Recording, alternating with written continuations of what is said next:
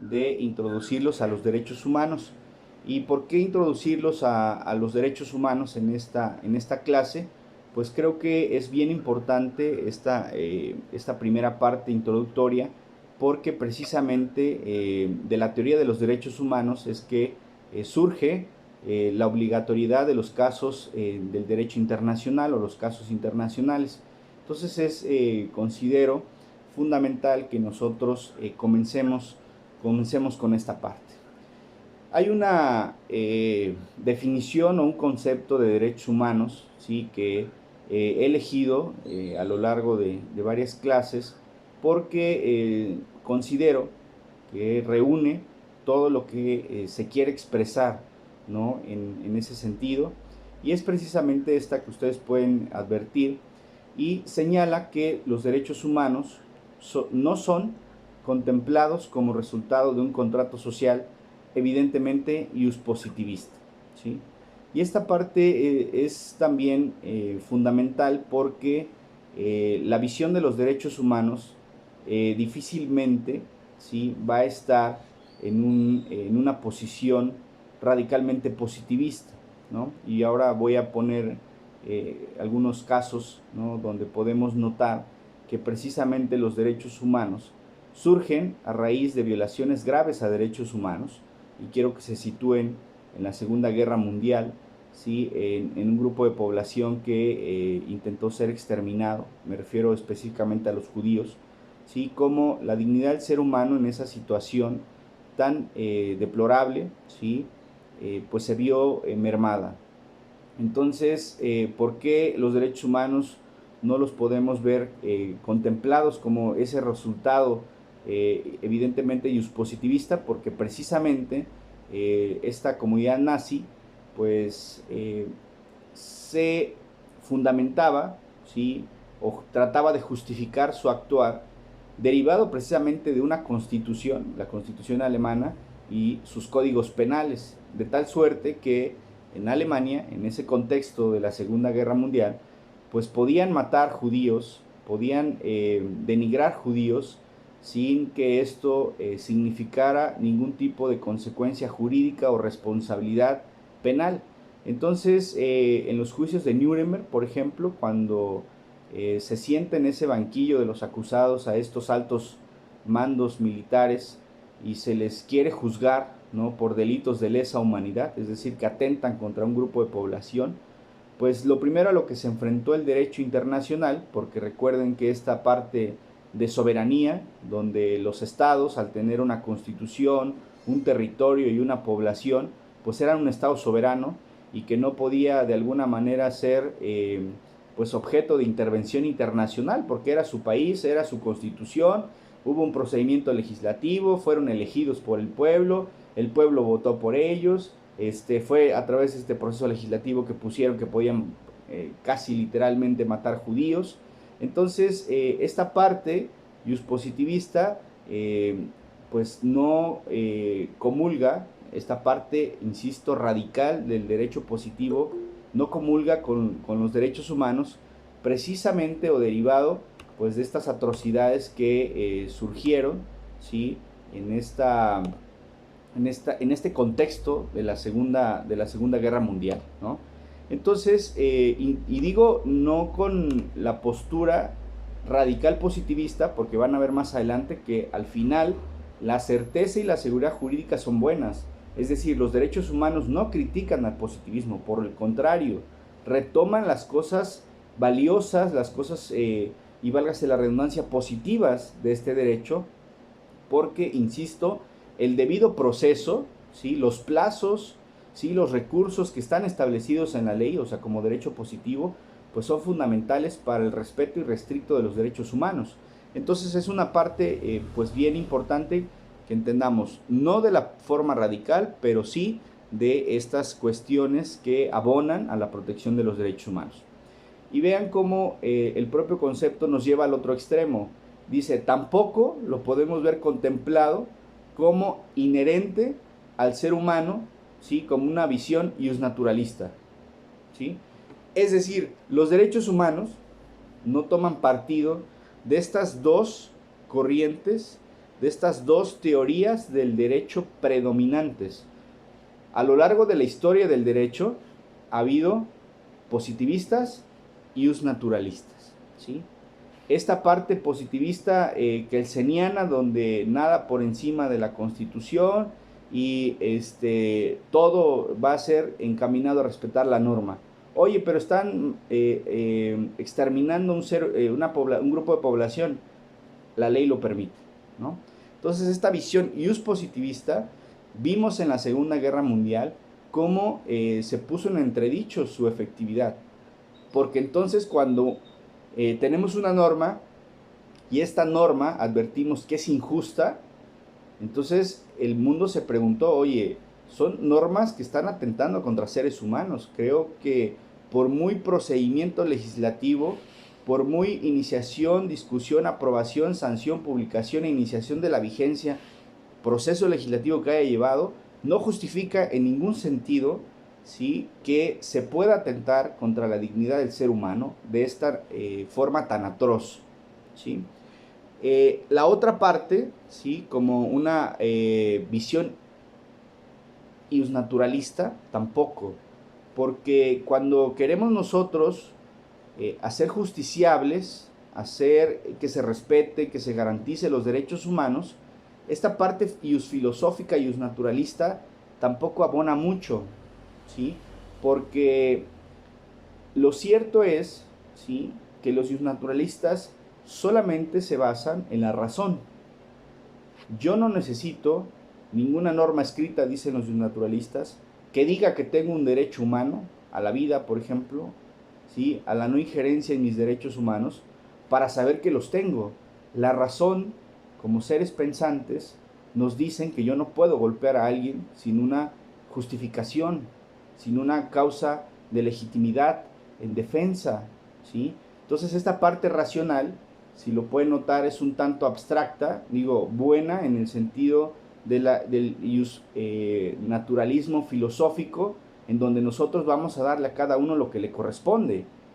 Y entonces empiezan cuestionamientos de qué le corresponde, por ejemplo, como pena a un violador de una bebé de meses, ¿no? Estaremos pensando, pues a lo mejor merece la muerte o merece ser golpeado por la cosa tan atroz que ha realizado. Entonces vean cómo los derechos humanos no se pueden ir a los extremos, porque la base precisamente de ellos es la dignidad del ser humano.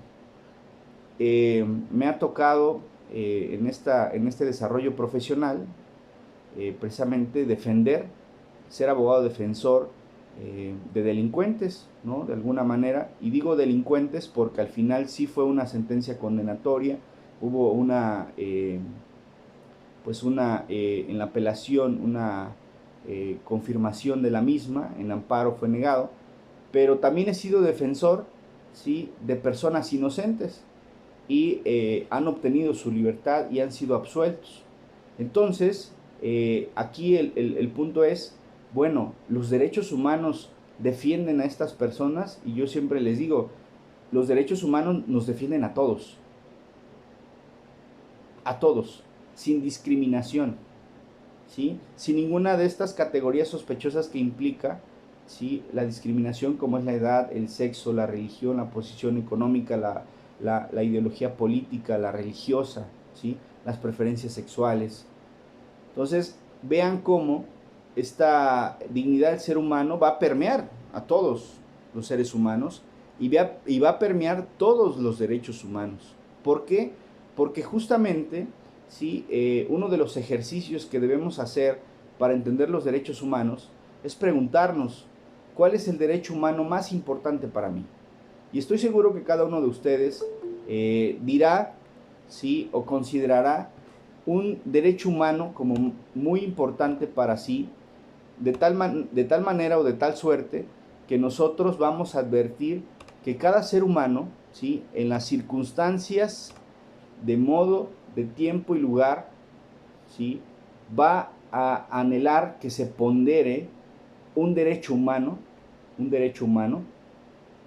¿sí?, frente a una situación en concreto, ¿sí?, atendiendo a los factores endógenos y exógenos. Estos factores endógenos y exógenos factores internos, factores externos, ¿sí? Van a hacer que el ser humano en cada situación en particular, ¿sí?, exija o pida la ponderación de sus derechos humanos. Y les pregunto, si nosotros le preguntamos a un interno que no ha cometido un delito, ¿sí?, que está siendo sujeto de este procedimiento, ¿qué es lo que más le interesa en ese momento? ¿Cuál es el derecho humano más importante para él? Y nos respondería, el derecho humano más importante en este momento para mí es la libertad personal, el debido proceso, que tenga un abogado que sea honesto y que me defienda, que haga patente mi derecho de defensa técnica, que haga patente mi derecho de defensa real y material, ¿no? Si le preguntamos a un periodista que ha sido de alguna manera coercionado, ¿sí?, amenazado, de alguna manera ha limitado su libertad de expresión, estoy seguro que como ejercicio profesional, como fuente de trabajo, nos dirá, lo más importante para mí es precisamente que me puedan dejar o que me dejen ejercer mi libertad de expresión, ¿sí? Si le preguntamos a un abogado que le ha sido cancelada su cédula profesional por delitos cometidos por abogados y defensores, ¿sí?, entonces dirá, hoy no puedo ejercer eso que estudié, eso que tanto anhelé como desarrollo profesional, que es la abogacía, ¿sí? Entonces vean, si le preguntamos a una mujer, ¿sí?, que ha tomado la decisión, ¿sí?, sobre su cuerpo y decir quiero abortar, y resulta que en el estado de Veracruz no está protegido el derecho humano de las mujeres a abortar. Si le preguntamos a una persona en situación de enfermedad terminal, de algún tipo de enfermedad que le causa dolor, ¿sí?, físico, que ya le ha transgredido su integridad psicológica, emocionalmente está devastado, y le preguntamos, ¿qué derecho humano para ti es más importante? Les aseguro, ¿sí?, o en algunos casos nos dirán, lo que yo quiero es que me hagan patente mi derecho humano a no sentir dolor, mi derecho humano a no vivir con dolor, mi derecho humano a morir. Y entonces nos damos cuenta que en Veracruz y en algunos otros estados de la República no está legislado el derecho a la eutanasia, el derecho a la muerte anticipada, consentida, ¿sí? Si entonces preguntásemos, ¿existe el derecho humano a morir? La respuesta es sí, contrario sensu a vivir, porque el derecho humano a vivir es con dignidad, a vivir en una situación donde busquemos en todo momento la felicidad. Cuando no hay eso, entonces, en contrario sensu es, yo quiero hacer patente mi derecho humano a morir con dignidad, ¿sí? Entonces, estas nuevas realidades, ¿sí?, como tal, nos exigen una visión no positivista, porque si no está regulado, entonces ya tenemos un problema, un obstáculo bastante complicado, ¿sí? Tampoco necesitamos algo tan abstracto, donde sí entendamos que hay que darle a cada uno lo que le corresponde, pero cuando vemos en la realidad, ¿sí?, jurídica, pues eso muchas de las veces no sucede. Entonces el concepto de derechos humanos, ¿sí?, tenemos, o los invito, esa es la parte de la invitación en la primera participación mía, es que entendamos los derechos humanos no como visiones ni posturas positivistas ni naturalistas radicales, ¿sí? ¿A qué los invito? A que nosotros, ¿sí?, tengamos una visión, una postura, lo que hoy se denomina, o lo que hoy conocemos, o lo que hoy debemos leer como neoconstitucionalismo, ¿sí? Este neoconstitucionalismo, vamos a ahondar más adelante en ello, es una visión, es una teoría del derecho, ¿sí?, que parte de una premisa. No me voy a enfrascar en discusiones positivistas o naturalistas, ¿sí? No vamos a denostar ninguna de las dos. Lo que vamos a hacer es dice Arthur Kaufman en su libro de Filosofía del Derecho, dice, vamos a tomar una tercera vía. ¿Cuál es esta tercera vía?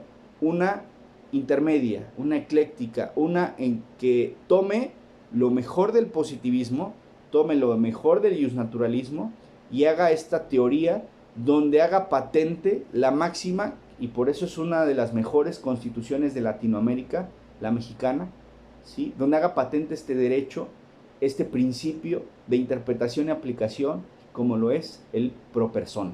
Es eso el pro persona. Es una visión neoconstitucionalista, porque cuando leemos el 1 constitucional, y también vamos a ahondar al respecto en ello, cuando lo leemos, ahí no se pone en ningún sentido jerarquía de los tratados internacionales. Claro que no. Ahí lo que dice es, todas las autoridades en el ámbito de sus competencias deben, ¿sí?, darle lo más favorable al ser humano. Y si nosotros leemos integralmente, dice, se reconocen los derechos humanos, ¿sí?, en la Constitución y en los tratados internacionales. En ningún sentido y en ninguna parte de este texto dice si los derechos humanos reconocidos internacionalmente están por debajo, por encima o a la par de la Constitución.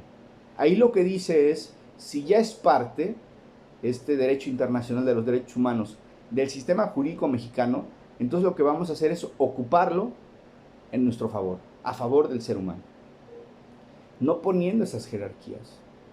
Me di a la tarea de analizar las constituciones de Latinoamérica y me pude percatar, ¿sí?, que textualmente algunas constituciones dicen los tratados internacionales están por debajo de la Constitución, textual.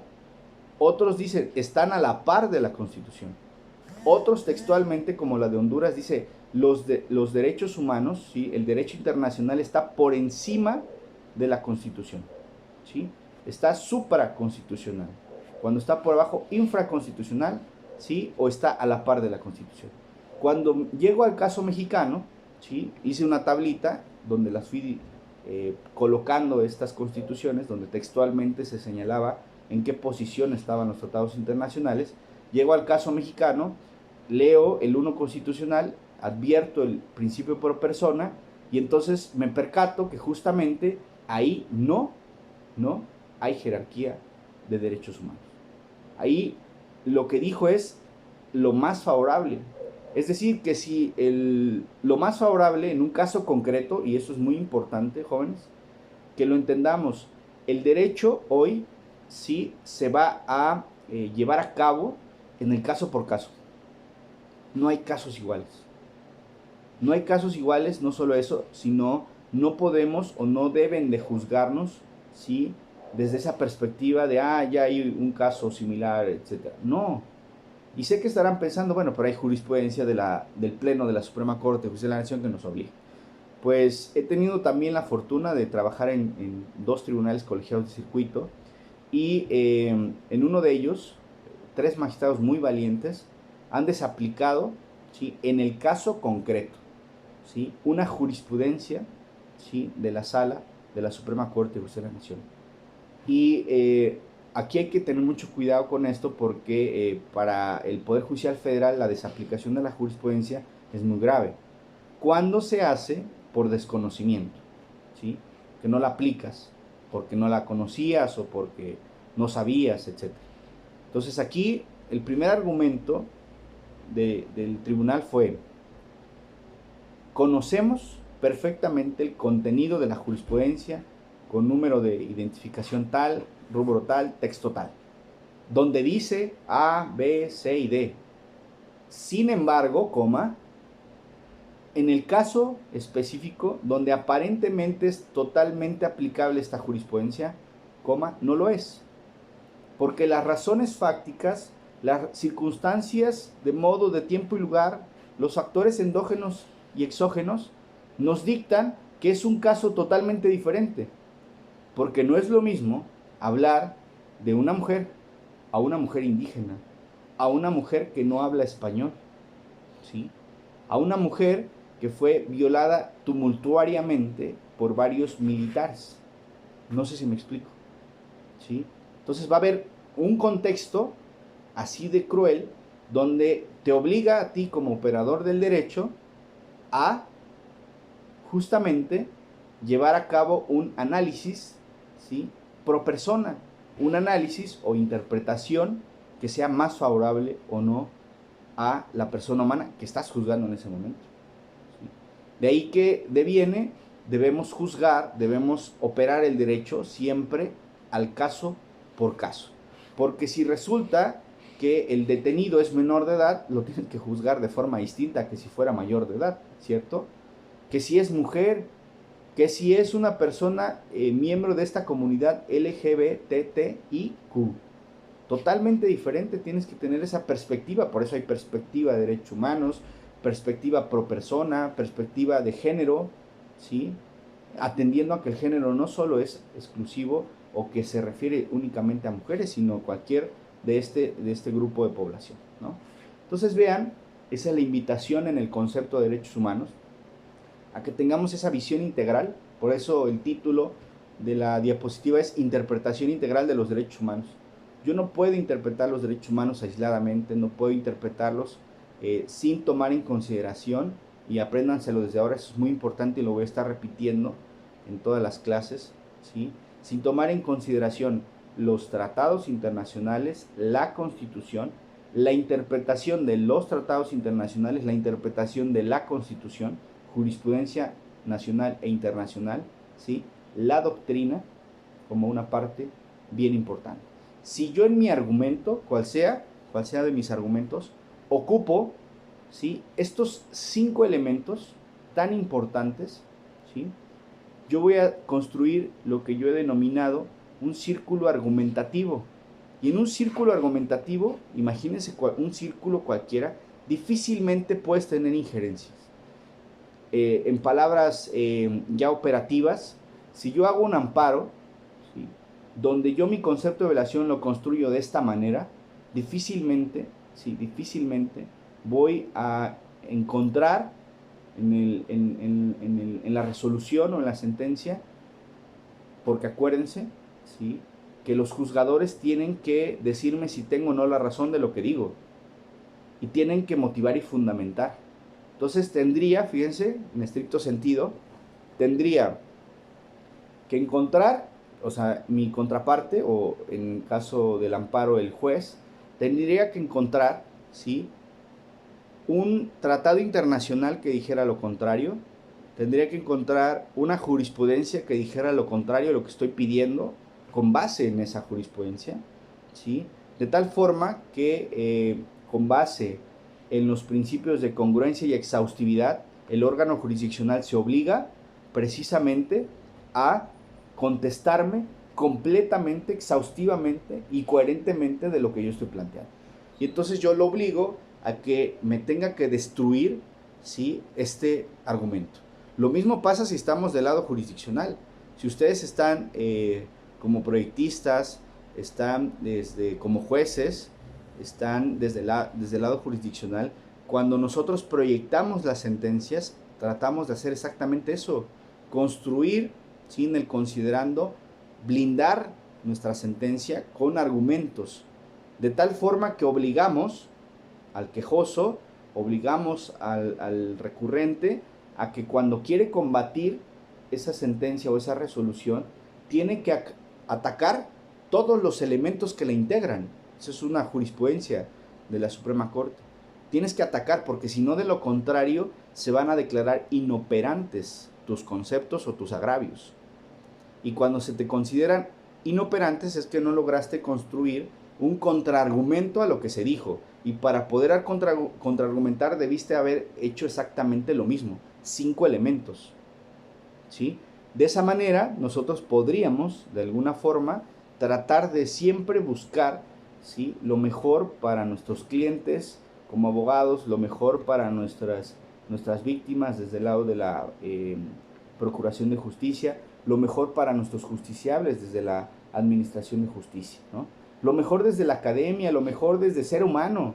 Los derechos humanos, yo me he atrevido a decirlo, porque así he llevado o he intentado llevar mi vida profesional y personal, ¿sí?, congruente siempre en ese tratar de hacer lo mejor posible. De eso se tratan los derechos humanos. Visiones de roles que tenemos que llevar a cabo como profesores, como alumnos, como papás, como hermanos, ¿sí?, como amigos, como pareja, siempre cumplimos un rol en la sociedad. Y este rol, ¿sí?, que cumplimos, nuestra obligación es llevarlo a cabo bien y de la mejor manera, porque el bien a veces solo se queda en, pues, yo cuando trabajo llego y checo a la hora que es, salgo a la hora que es, entrego el trabajo que me piden y es hacerlo bien. Pero yo siempre le agrego de la mejor manera, porque si ese día que tenías un caso relevante proyectándolo, ya era hora de salida, pero tú dices, oye, esto es un justiciable, si le paso el proyecto al magistrado, a lo mejor puedo lograr que mañana salga, ¿sí?, en la sesión. Entonces, pues voy a hacer el esfuerzo para efectos de que a lo mejor el proyecto protegía un derecho humano. Entonces es hacerlo de la mejor manera, porque a veces estas partes formales, ¿no?, dañan los derechos humanos. Y siempre digo, no debemos nosotros dañar o perjudicar o sacrificar la justicia en aras de meras formalidades, ¿no? Y para ello los derechos humanos tienen siempre una respuesta, tienen un caso, ¿sí?, de donde nosotros de alguna manera vamos a encontrar, ¿sí?, luz, vamos a encontrar argumentos, ¿sí? Yo gratamente puedo decir que esos argumentos hasta ahora mayormente los he encontrado en casos de jurisprudencia internacional. Sé que estarán preguntando, oiga, entonces el derecho internacional de los derechos humanos es el plus ultra, es lo que debemos estudiar siempre y en todo momento. Y siempre, todos estos años que he incursionado en los derechos humanos, siempre les digo, mira, el ideal es que de hecho desaparecieran, ¿sí?, se extinguieran los tratados internacionales, los organismos internacionales. Y entonces de repente es como, pues un tanto incongruente, ¿no? Yo doy clases de derechos humanos, escribo de derechos humanos, en el área que me toca estar siempre profesionalmente, trato de involucrar derechos humanos, ahora como abogado postulante, y entonces mi vida la he llevado así, ¿no? Pero yo les digo, los derechos humanos, si bien emanan del derecho internacional, los derechos humanos están en nuestra vida diaria. Es una postura de vida, es una ideología de vida, es un eje rector de vida, ¿no? Entonces, ¿qué debiera pasar? Bueno, lo que yo creo es que en determinado momento lo que debiera suceder en nuestro país y en el mundo es que estos organismos internacionales se extinguieran por una sola razón, porque como el derecho internacional es subsidiario, ¿qué es subsidiario? Bueno, que solo va a actualizarse en determinados momentos, no siempre. Por eso me da mucha risa cuando escucho en los juzgados, me voy a ir a la Corte Interamericana porque perdí el caso, ¿no? Ok, ve, es una posibilidad. Lo cierto es que el sistema interamericano del que somos parte no revisa como cuarta instancia las sentencias de los tribunales colegiados de circuito, de sus sentencias de amparo, ¿no? Es un sistema subsidiario porque no implica una cuarta instancia, se llama fórmula de la cuarta instancia esta teoría que lo explica, sino implica que el derecho internacional de los derechos humanos, el sistema interamericano en este caso, va a revisar que México como país cumpla las obligaciones internacionales a las que se ha sujetado, ¿sí? De tal suerte que si no las está cumpliendo va a venir una sentencia donde lo va a condenar, ¿sí?, a una serie de reparaciones por incumplir, por violar los derechos humanos reconocidos en la Convención Americana de Derechos Humanos y tratados afines. Entonces, no es como que todos los casos, no estoy diciendo que no se pueda acceder, claro que se puede acceder, lo cierto es que no es tan sencillo. Yo he tenido la oportunidad de incursionar en dos casos a nivel sistema interamericano, uno de ellos, pues puedo decir, de gratificante y pues de alguna manera exitoso, ¿sí? El segundo sigue en trámite y ya lleva varios años. Entonces vean, no es una situación este, como una cuarta instancia, como dije, porque no es como un recurso que lo interpongo para ver qué me resuelva, ¿no? Es un sistema subsidiario. En la realidad es que se toman casos paradigmáticos. ¿Qué es esto? Eh, ¿Creen ustedes que eran las únicas mujeres como víctimas de Juárez, caso Campo Algodonero contra México? Pues que había tres, pues solo fueron tres, González y otras. No eran tres, no eran tres familias las víctimas indirectas de esas violaciones a derechos humanos. La Corte dice, aquí hay muchas víctimas, vean, ni a nivel internacional se viola la certeza y seguridad jurídica ni derecho de defensa de nadie, porque siempre es incongruente cuando nosotros pensamos que los derechos humanos sirven para justificar otras violaciones a derechos humanos, y no. O sea, el Estado tuvo la oportunidad de defenderse, lamentaron en el sistema interamericano que solo fueran tres familiares, ¿sí?, de estas mujeres víctimas, porque había muchas muertas en Juárez. Entonces, por eso es paradigmático, porque dijo, bueno, de alguna forma nosotros vamos a cambiar un poco la realidad de ese país donde hay múltiples y sistemáticas violaciones a derechos humanos, ¿no? ¿Creen ustedes que fueron las únicas dos mujeres indígenas violadas, una tumultuariamente y la otra por militares, eh, Valentina Rosendo Cantú Fernández Ortega, contra México? No, son dos casos de la Corte Interamericana que dieron muestra de la política de represión, de la política de violación reiterada y sistemática de derechos humanos en esas comunidades indígenas, donde una de ellas incluso fue violentada sexualmente y tumultuariamente en frente de sus menores hijas. Entonces, casos tan atroces, casos tan, de alguna manera, pues, tan denigrantes para la dignidad del ser humano, que lo que hace es invitarnos a cambiar precisamente mentalidad, ¿no? Creo que, y por eso decía hace rato, cada uno cumple un rol, y si pensamos que nuestro rol no influye en lo que está pasando en el mundo, estamos equivocados. Yo creo que todas las decisiones y todo lo que nosotros hacemos como seres humanos impacta directamente, no solo en el mundo, sino en nuestro entorno, a nuestro alrededor están sucediendo cosas que muchas de las veces somos parte del problema, pero o nos cuesta entenderlo o no lo queremos aceptar, ¿no? Pero eso no implica que no esté impactando, ¿no? Y en derechos humanos muchísimo más. Todas las decisiones que tomamos todos los días, ¿sí?, si son buenas, van a influir en cosas positivas; si son malas, van a influir en las cosas negativas que están pasando en este mundo. Creo yo que lo que está sucediendo en nuestra sociedad, ¿sí?, es consecuencia de nuestros actos.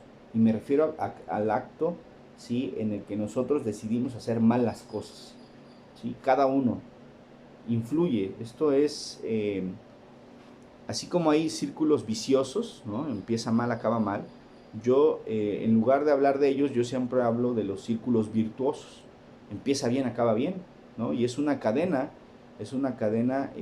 justamente de actos que van a ir encaminados a tener una mejor sociedad, creo yo, y estoy convencido que en la medida en que nosotros, pues, cumplamos estos derechos humanos, no como una religión, no estoy hablando de eso, sino ni como mandamientos, ni mucho menos, como estilo de vida, como forma de vida.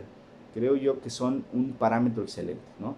Por eso creo que en algún momento sería ideal que desaparecieran estos organismos internacionales, porque lo único que sucede es que nos evidencian que en nuestro país, ¿sí?, no se cumplen los derechos humanos, pero no es porque quiero que ahora se tape esas violaciones y que ahora no se sepa a nivel internacional. No, lo que digo es, tenemos la capacidad nosotros como mexicanos de poder tener estos estándares, ¿sí?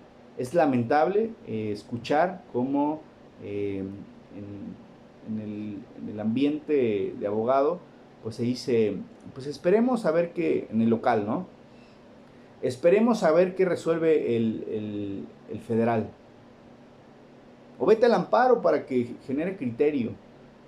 Entonces, yo siempre me pregunto, bueno, ¿y qué? Tú no eres juez, tú no eres magistrado, tú no eres un abogado que puede hacer ese estándar de calidad, ese estándar de protección máximo de derechos humanos. Yo creo que todos podemos hacerlo, ¿sí? Los que proyectan las sentencias en la Corte Interamericana son seres humanos como nosotros, son abogados latinos como nosotros. Entonces, creo yo que es falta de voluntad el querer hacer bien las cosas, hacerlas de ese estándar, ¿no? El local esperando a que le resuelva el federal, ¿sí? El federal en juzgados y tribunal colegiado esperando a que resuelva la Suprema Corte, ¿sí? La Suprema Corte porque no se deja, pero y le molesta además que venga un organismo internacional a decirle cómo hacer las cosas, ¿no?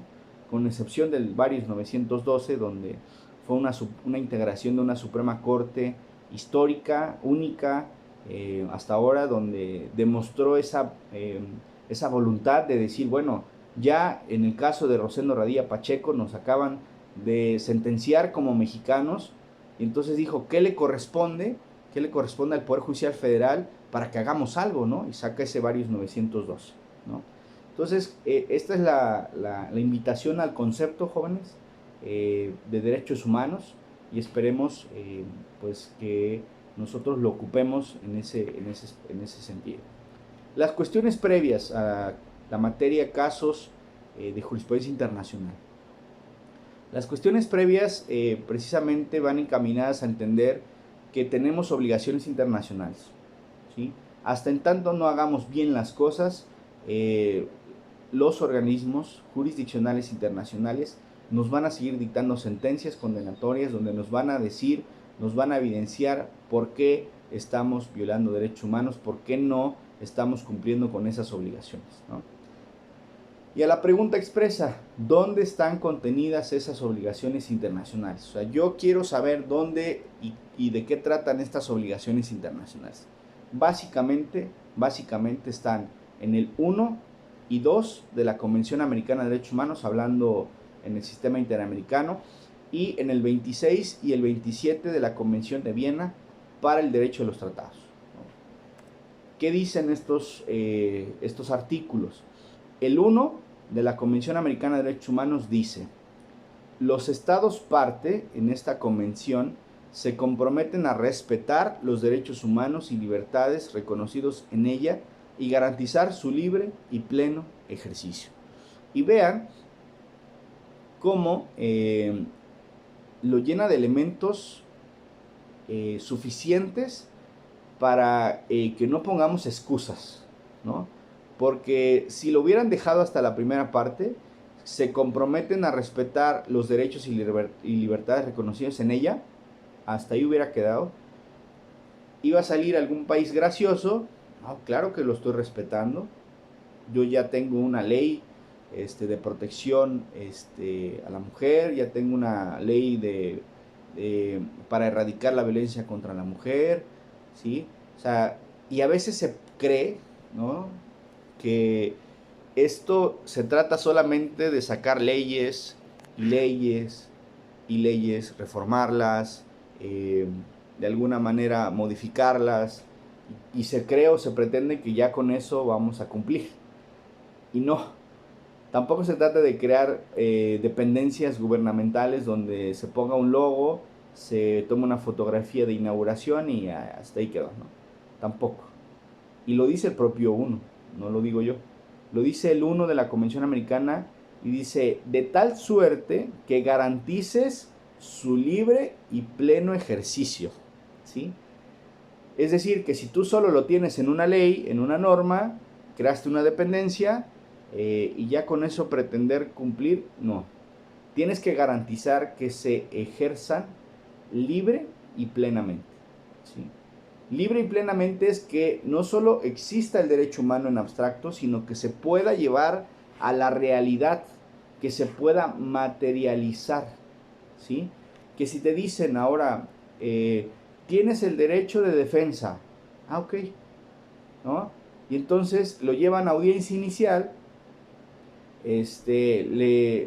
a ti te acaban de hablar, ¿no?, que va a entrar a audiencia.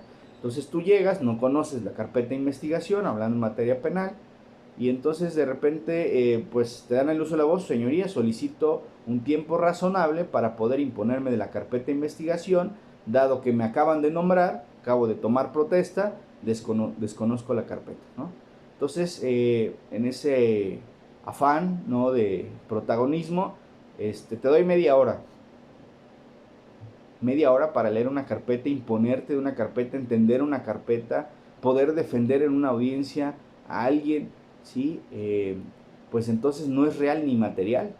Sí te lo garantizaron, sí te dieron un tiempo, pero no fue un tiempo razonable, ¿sí? Porque puede haber tantos elementos, ¿sí? Complejidad del asunto, impulso procesal de las partes, bien jurídico tutelado, que son los elementos que integran el plazo razonable, que implicaría pues un mayor tiempo, ¿no? Entonces, es por eso que debe de materializarse, o sea, que sea real y material, no que sea simplemente un reconocimiento normativo del mismo.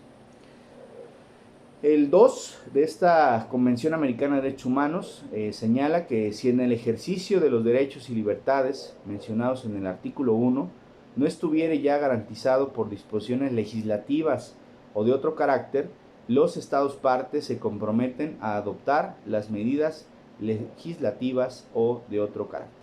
Y este 2 precisamente obliga a los países que han firmado y ratificado tratados internacionales, como lo es nuestro país, por ser miembro de la Organización de Estados Americanos.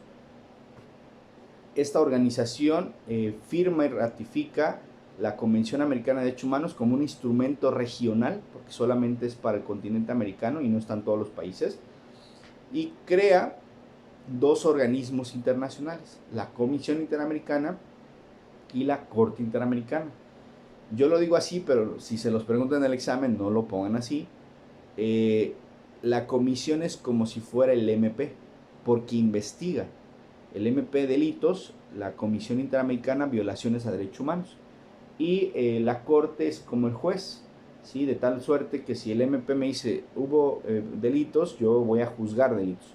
En el sistema interamericano es investigo violaciones a derechos humanos, juzgo violaciones a derechos humanos, ¿no? Entonces, este sistema interamericano al que me refiero señala: una vez que firmas y ratificas, en el caso nuestro como mexicanos no debemos preocuparnos porque todo está firmado y ratificado. O sea, difícilmente, de hecho el otro día me puse a buscar qué cosa no hemos firmado y no encontré. Si alguien encuentra algo, lo invito a comentarlo y a compartirlo. Todo firmamos y ratificamos, entonces en ese sentido no tenemos problema. Entonces estamos obligados a todas estas precisamente estándares internacionales. Dice el 2: cuando tu legislación, una vez que firmas y ratificas, no es acorde o transgrede o de alguna forma va en contra de lo que dice estas obligaciones internacionales, debes de adecuar, ¿sí?, tu legislación.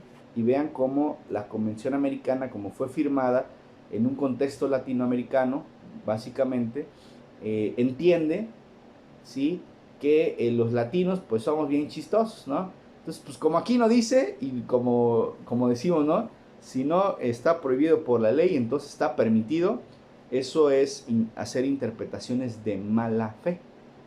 Porque, y por eso más adelante vamos a leer el 26 y el 27, los tratados internacionales se cumplen de buena fe. ¿Y qué significa de buena fe? Pues justamente que no estás haciendo ese tipo de interpretaciones, ¿no?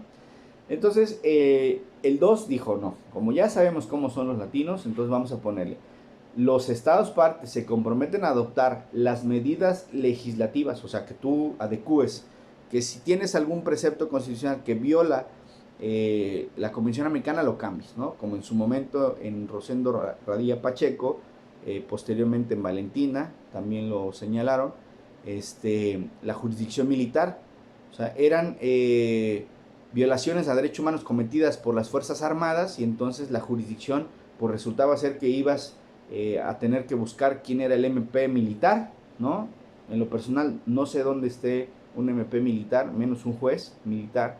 Entonces imagínense unas mujeres indígenas violadas sexualmente, a las atrocidades a las que se enfrentan, porque además no hablaban español, cuando el MP pues escucha y trata de entender lo que le estaban diciendo, se lo traducen, después de no haberle dado atención médica ni psicológica inmediata, ¿sí? Le dice, ¿qué cree? Yo no soy competente porque yo soy un MP, pues ciudadano, y pues esas violaciones que ustedes comentan, las realizó un militar, entonces vayan a la justicia militar. Entonces vean, era violación tras violación tras violación, ¿no? Entonces precisamente por eso el 2 dice, tienes que adoptar medidas no solamente legislativas, sino cualquier otro carácter.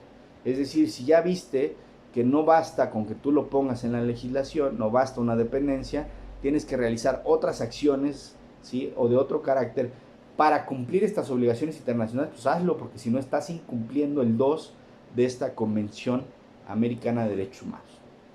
Por su parte, el 27 de esta Convención de Viena para el Derecho de los Tratados, la Convención de Viena es como el reglamento de los tratados internacionales, ¿sí? Ahí vienen todas las reglas sobre los tratados internacionales, desde la firma, ratificación, entrega de protocolos, cómo yo cuando quiero renunciar a un tratado o a un sistema puedo hacerlo. O sea, vienen las reglas, ¿no? De alguna forma. Y entonces el propio 27 de la Convención de Viena para el Derecho de los Tratados señala, ¿sí?, que una parte no podrá invocar las disposiciones de su derecho interno como justificación para el incumplimiento de estas obligaciones internacionales. Entonces, este 27 te dice que no te hagas el chistoso y no puedes venirme a decir a una sede internacional, oye, pues fíjate que yo, pues sí se violaron derechos humanos a la vista de la Convención Americana, pero ¿qué crees? Mi constitución, como mexicano, me lo permite, ¿no? Y me refiero, por ejemplo, al arraigo. Afortunadamente, y hago la aclaración, está en desuso. Ya el Ministerio Público Federal o la Fiscalía General de la República, que es el único que tiene facultades, porque solo es para delitos federales, la facultad para arraigar a alguien, ¿no? Lo cierto es que esta situación, ¿no?, de alguna manera está en desuso. Y qué bueno, porque en efecto el arraigo, que está constitucional, antes estaba en una ley y se iban al amparo y entonces pues les concedían el amparo porque era inconstitucional. Entonces, como siempre nos hacemos los chistosos, entonces dijeron, pues ponlo en la Constitución para que el amparo sea improcedente, ¿no? Y entonces otro chistoso lo puso en la Constitución. De tal suerte que pues ya no tenías nada a nivel México para, pues para poder defenderte, ¿no?, de alguna forma. Entonces lo ponen en la Constitución y pues ahí ya, jurídicamente, pues era casi imposible, casi imposible.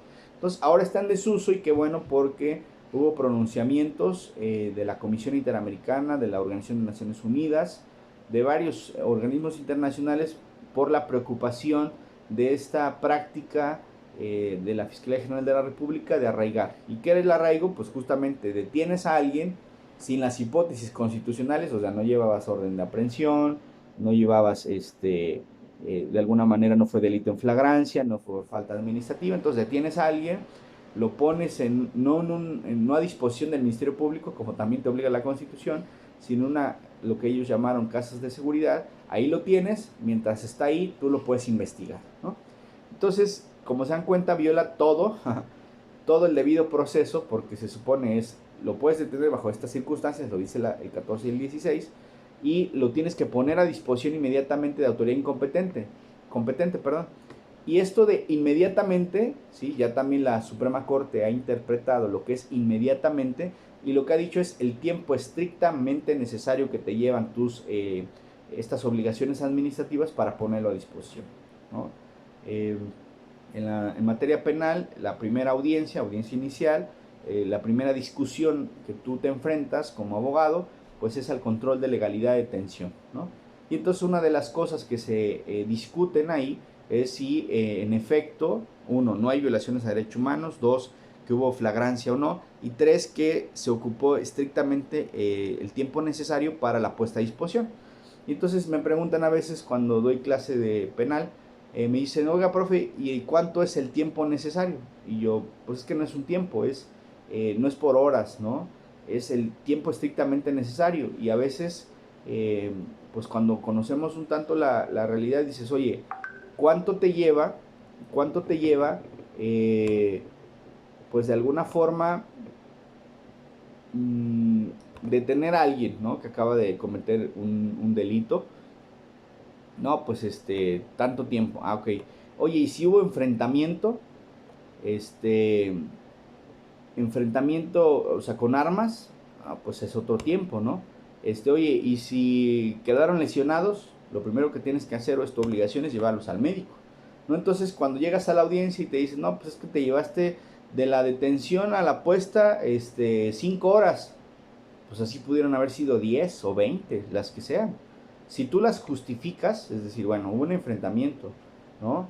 Después una persecución a pie y se fue al monte y se cayó, lo que sea, estaba lesionado, lo llevamos al médico y resulta que el MP está a 1 hora de donde lo detuvimos, entonces era hacer el IPH, llevarlo al médico, y después trasladarlo al Ministerio Público. Entonces, no podemos hablar de tiempos como, de alguna forma, tiempos eh, pues en estricto, ¿no? Es lo que sea necesario y lo que sea justificado, ¿no? Yo alguna vez tuve la oportunidad de ser fiscal y lo que les decía es, pues cuéntame toda la historia en tu IPH, ¿sí? Cronológicamente.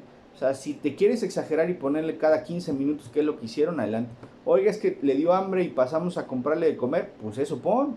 O sea, oiga, es que se nos ponchó, pues toma foto, video y que te dé un recibo con nombre, credencial, lo que sea, el que quitó el ponche, ¿no? Oiga, es que había manifestación, graben. O sea, al final, cuando me tocó estar de Ministerio Público, tú tienes que justificarle al juez todo ese tiempo en la tardanza en puesta a disposición. Entonces, yo siempre les hice esas recomendaciones. O sea, entre más cosas me agregues a tu IPH, como evidencia, como dato de prueba para poder demostrar por qué el tiempo que se tardó en la puesta a disposición, entonces pues eso va a ayudarnos pues de manera positiva, ¿no? Cuando es el caso ante la audiencia que pues en aquel momento pues había buenos defensores que sí decían, oye, ¿por qué tanto tiempo, no? ¿Y por qué deviene esto? Porque como sabemos en nuestro país la reforma de junio de 2008 pues una de las cosas que quería evitar es precisamente que hubiera confesiones eh, pues que les antecedían tortura, ¿no? Es por eso tan meticuloso ahora el sistema de decir, bueno, ¿por qué tardaste tanto tiempo? O sea, ¿qué pasó entre la detención y la puesta, ¿no? Entonces, por eso siempre hay que buscar justificar. Eso es en cuanto a el ámbito internacional. Ese es el ámbito internacional. Si nosotros preguntásemos cuál es el fundamento de las obligaciones internacionales ya a nivel México, pues precisamente está el 1 de la Constitución Política de los Estados Unidos Mexicanos, que precisamente señala que en los Estados Unidos Mexicanos todas las personas gozarán de los derechos humanos reconocidos en esta Constitución y en los tratados internacionales, ¿no? Entonces, este es el fundamento, inclusive, para cuando nosotros hacemos denuncias, demandas, amparos, y de cualquier naturaleza y de cualquier materia que encontramos un criterio, una jurisprudencia, un tratado internacional para decirle al juez, oiga, o a la autoridad, oiga, le recuerdo que el 1 dice que se reconocen los derechos humanos también en los tratados internacionales y este caso que yo le pongo para que usted lo tome en consideración, ¿sí? Para dictar sentencia en ese sentido, pues lo dice el 1 constitucional, ¿no? Entonces, ya actualmente ya no se puede hablar como de... Además se malinterpretó, esa es la realidad. La buena fe no era como si querías o no cumplir las obligaciones internacionales. O sea, nunca dijo eso la buena fe, ¿no? Se ha interpretado así porque, insisto, los latinos somos, vaya, bien chistosos. Entonces, la buena fe no significa eso. La buena fe significa, tienes que hacerlo, o sea, es tu obligación, pero lo tienes que hacer de buena fe. Es decir, no me puedes decir, no, pues fíjese que yo sí, de alguna manera, protegí los derechos humanos. Y mire, por ejemplo, pasa mucho en los cerezos. Los clientes luego nos dicen, oiga, quiero que pues sí me meta un amparo porque no me están garantizando mi derecho a la salud, ¿no? Me tocó un caso que uno de ellos fue el que llevé a la Comisión Interamericana a través de medidas cautelares. Más adelante voy a ahondar sobre el tema ya del sistema interamericano. Y me decía, es que estoy muy enfermo, ¿no? Entonces, y además esa enfermedad le causaba mucho dolor. Dice, y no me dan los medicamentos, entonces es un sufrimiento pues bastante complicado. Entonces nos fuimos al amparo y en el amparo lo que hice ver pues es justamente que no le estaban garantizando el derecho humano a la salud. Entonces pues que yo le pedí al juez de distrito que desde la suspensión pues garantizara esta situación, ¿no? Entonces me concede la suspensión provisional, pero me niega después la definitiva porque dice, con base en los informes justificados de la autoridad responsable, dice, no, mira, todas las veces que ha entrado a enfermería y todas las veces que le dieron paracetamol, ¿no? Entonces, bastante preocupante porque pues el paracetamol para una enfermedad como la que mi ex cliente tenía, pues era un mejoralito, casi casi, ¿no? Entonces, obviamente amplié, obviamente, al final nos conceden el amparo, pero sí fue una lucha bastante complicada porque justamente te enfrentas a un sistema donde dicen, no, espérate, sí lo estoy cumpliendo, ¿no? Entonces, el punto es cumplirlo en el estándar debido, ¿no? Entonces, el estándar debido era otras cuestiones médicas que pues no le estaban garantizando, ¿no?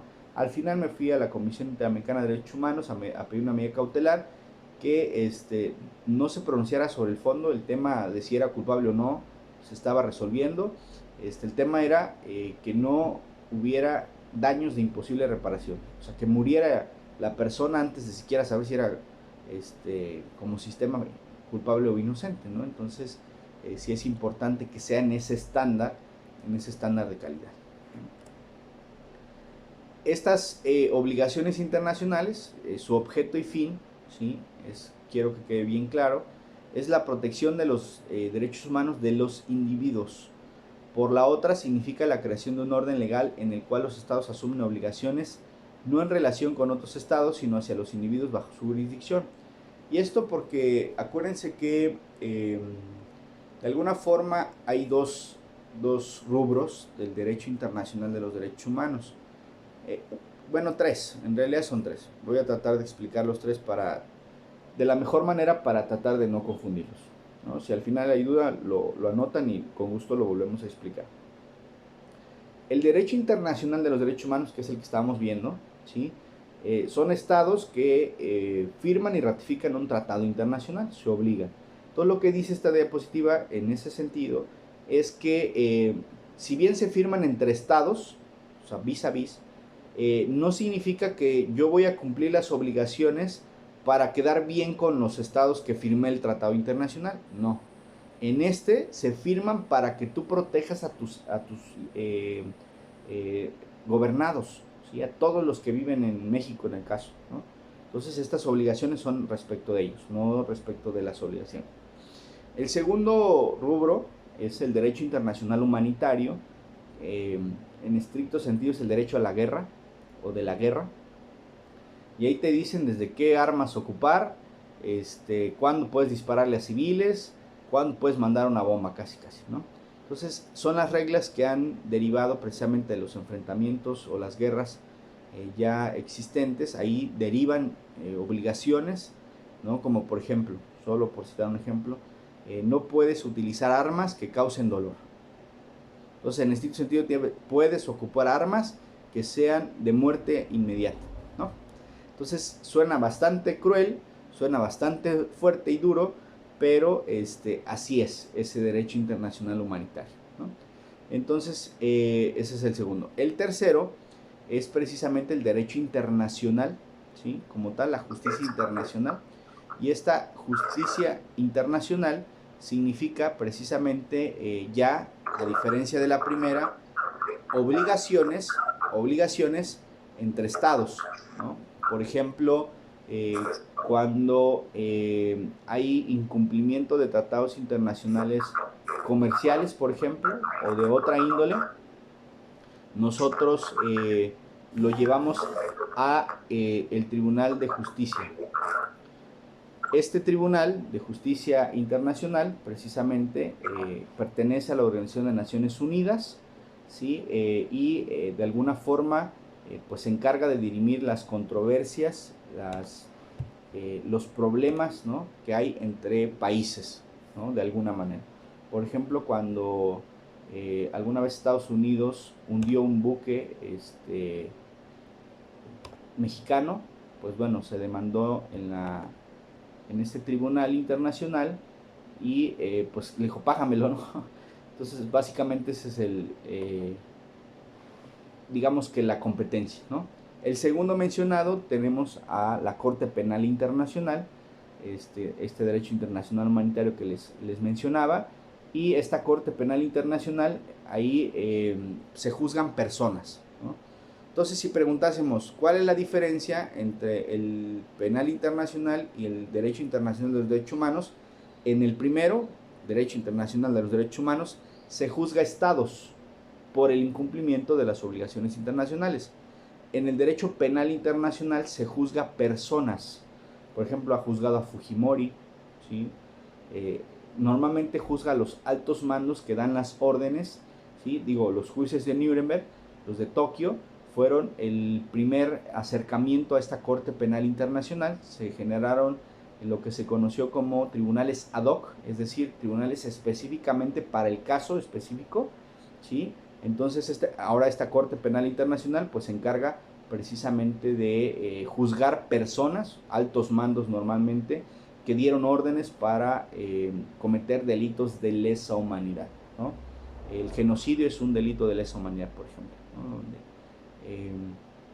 estas obligaciones internacionales, y lo comento, por eso no está descabellada la idea, y es muy ad hoc, ojalá se hubiese logrado formalmente, cuando a Felipe Calderón se le dice que se va a juzgar, se le va a denunciar ante la Corte Penal Internacional por los daños colaterales de la guerra que inició contra la delincuencia organizada. Pues eso trajo daños colaterales que en estricto sentido pues estábamos en una guerra de facto, ¿no? Es un enfrentamiento pues no reconocido, porque entonces ya entra otra situación, pero de facto así lo era, y entonces las responsabilidades pues ya eran desde esa perspectiva del derecho internacional humanitario, ¿no? Y bueno, no sucedió, no que tengan conocimiento, pero pues lo cierto es que hubo muchas muertes de gente inocente, ¿no?, en estos daños colaterales, como si fuera guerra. Entonces pues no estaba descabellado que un tribunal internacional lo hubiese investigado y juzgado pues estos delitos, ¿no?, de alguna manera. Las obligaciones internacionales ya de manera muy específica tenemos, por ejemplo, la obligación de garantizar, y esta obligación de garantizar significa que se debe organizar todo el aparato gubernamental y en general todas las estructuras a través de las cuales se manifiesta el ejercicio del poder público, de tal manera que sean capaces de asegurar el libre y pleno ejercicio de los derechos humanos. Y es precisamente lo que significa es pues que el Estado, para cumplir estas obligaciones internacionales, pues tenga precisamente que pues adecuar todo, ¿no? Y cuando digo todo, estoy hablando de su legislación, su infraestructura, pues todo su aparato de gobierno, para que se pueda cumplir con esta obligación de garantizar el libre y pleno ejercicio de los derechos humanos, ¿no?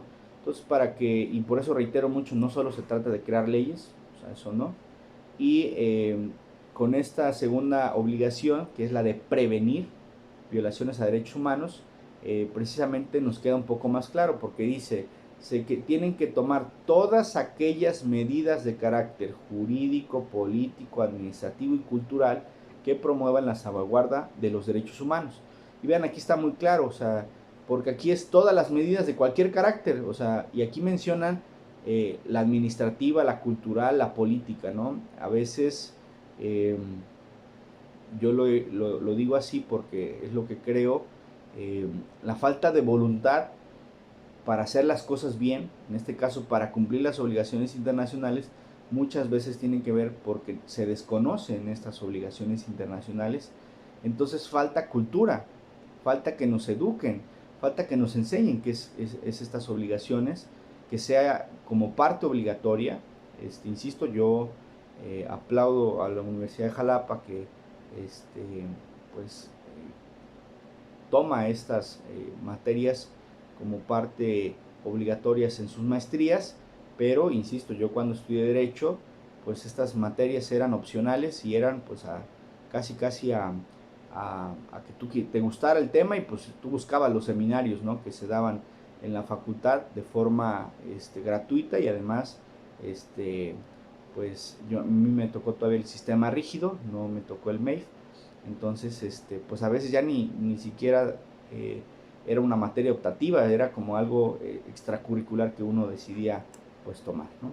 Tercera obligación internacional precisamente es la de investigar toda situación en la que se hayan violado derechos humanos, y en caso de que quede impune y no se restablezca, en cuanto sea posible, se dirá que no se ha cumplido con tal obligación. Y esta parte de investigar, dice la Corte Interamericana, es una obligación, ¿sí?, que se debe tomar como propia. ¿Qué es esto de que se debe tomar como propia? Y que debe ser encaminada precisamente a dar con los responsables, a que sean juzgados y que sentenciados, que cumplan su condena y que se repare el daño, ¿no? Es todo lo que implica esta obligación de investigar, ¿no? Y cuando se refiere a investigar como propia, yo pongo siempre un ejemplo en mis clases, que ya los que han tomado clases conmigo ya se lo saben. Digo, ¿qué pasaría si la clase llegas y ya no está tu teléfono, ¿no? Lo primero que hacen es empezarlo a buscar, como locos todos, y empiezas a preguntar, ¿no? Oye, ¿no viste mi teléfono? Oye, mi teléfono, mi teléfono, mi teléfono. Y eso es tomarlo como propio, ¿sí? O sea que como es tu teléfono, pues entonces estás tratando precisamente de hacer todo lo posible por encontrar tu teléfono. Entonces, las investigaciones en cuanto a las violaciones a derechos humanos, las autoridades en el ámbito de sus competencias tienen esta obligación de tomarlo como propio, o sea, como si fuera su tema, si fuera su caso, para poder investigar, ¿no? Finalmente, 4 y 5 de las obligaciones internacionales, que es precisamente el Estado tiene obligación de sancionar a los responsables de violaciones a los derechos humanos, ¿sí? Es una de las obligaciones.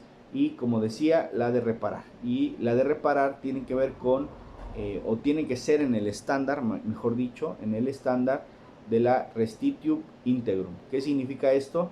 Que se debe de reparar o restituir la violación hasta antes de cometida la violación. O sea, integralmente y de tal forma que fuera como si se regresara el tiempo. Es bastante complejo, como pueden imaginar, porque pues no hay cosas, ¿no? Lanzo una pregunta y espero a lo mejor lo puedan comentar en la parte de comentarios, dudas y participaciones. ¿Cómo reparamos, ¿sí?, a Valentina Rosendo Cantú o a Fernández Ortega? Les decía, 2 casos ante la Corte Interamericana contra México, donde fueron violadas tumultuariamente, una de ellas frente a sus menores hijas, una de ellas era menor de edad, ¿sí? Entonces, ¿cómo reparamos integralmente una violación de esta naturaleza, ¿no? Suena casi imposible. Por eso la Corte Interamericana, con base en el 63 de la Convención Americana, pues ha buscado que esta reparación sea de forma integral, ¿no? Que se trate siempre, a lo mejor no se puede regresar el tiempo, pero sí se puede generar un sistema de reparaciones que puedan tratar de subsanar o reparar estas violaciones graves a derechos humanos. El 28 de esta Convención Americana de Derechos Humanos, lo que la teoría ha denominado cláusula federal, señala que no se puede invocar la legislación interna para incumplir con las obligaciones contraídas ni por la soberanía de los estados. Este 28 se parece mucho al 27 de la Convención de Viena para el Derecho de los Tratados, de no poder invocar la legislación interna. Aquí el tema de la cláusula federal, muy en específico de la Convención Americana, significa, como nosotros o como nosotros mexicanos tenemos 32 estados, 32 entidades federativas, ¿sí? Y esa división, digamos, interna, ¿sí? No la podemos invocar a nivel internacional, o sea, decir, pues mira, yo no sé qué firmó México, qué firmó mi ejecutivo, qué firmó el Congreso de la Unión, que ratificó, perdón. Entonces yo soy el Estado libre y soberano, mandamás del Estado de Veracruz, y pues a mí no me importa eso, ¿no? Entonces no se puede hacer eso porque los tratados internacionales se firman como país, ¿sí? Se ratifican como país, no como, pues como tema individual, ¿no? Entonces no se puede hacer esa invocación. Y recuerden que pues nosotros formamos parte de una federación, y esa federación pues nos da las pautas y bases, ¿no? Para seguir formando parte de esta federación, ¿no? Y nos tenemos que sujetar pues a esas obligaciones y a esas pues a esos parámetros, ¿no? No sé si hasta aquí, jóvenes,